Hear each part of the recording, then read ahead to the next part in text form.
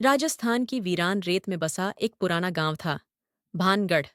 इस गांव के छोर पर एक हवेली थी, जिसे लोग शापित हवेली कहते थे। कहते हैं, रात के बाद जो भी वहां गया, वापस नहीं आया। गांव के लोग उस हवेली की तरफ देखना भी पसंद नहीं करते थे। हर घर में बच्चों को डराकर यही कहा जाता, अगर शरारत की तो हवेली में भेज देंगे।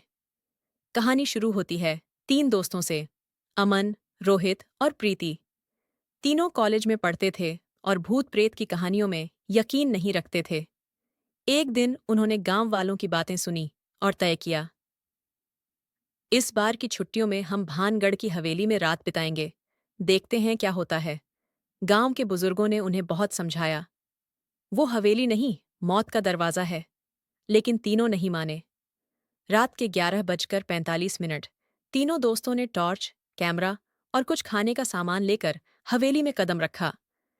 हवेली के अंदर धूल भरे पर्दे, टूटी खिड़कियां और दीवारों पर पुराने खून के निशान थे।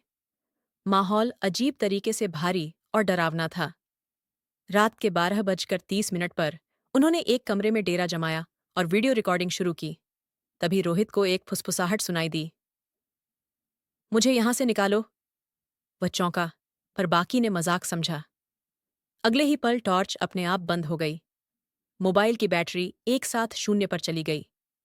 प्रीति ने देखा, आईने में कोई खड़ा है, लेकिन पीछे कोई नहीं था। जैसे ही वह मुड़ा, आईना चटक गया और कमरे की खिड़की अपने आप बंद हो गई। कमरे की दीवार पर अचानक खून से लिखा नजर आया, तुम अब यहां से जा नहीं सकते। अमन ने कांपते हुए दरवाजा खोला। सामने एक सफेद साड़ी में औरत, जिसके चेहरे पर कोई आंख नहीं थी, खड़ी थी। वह धीरे धीरे हवा में तैरती हुई बोली, तुमने मेरी नींद तोड़ी है, अब तुम मेरी जगह लोगे। तीनों चिल्लाते हुए भागे। हवेली की हर दीवार से छायाएं निकल रही थीं, हर कोना गूंज रहा था। प्रीति को अचानक एक बूढ़ी औरत की आत्मा दिखाई दी, जो कह रही थी, मैं राजेश्वरी हूं, इस हवेली की आखिरी मालकिन। मुझे मेरे ही नौकरों ने मार दिया और मेरी आत्मा यहीं भटक रही है।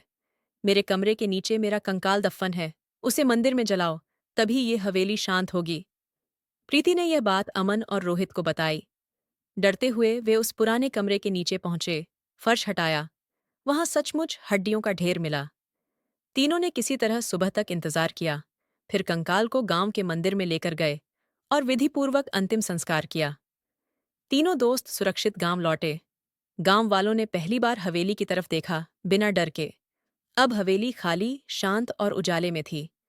प्रीति ने अपनी डायरी में लिखा, हर आत्मा बुरी नहीं होती, कुछ सिर्फ इंसाफ चाहती है और शांति।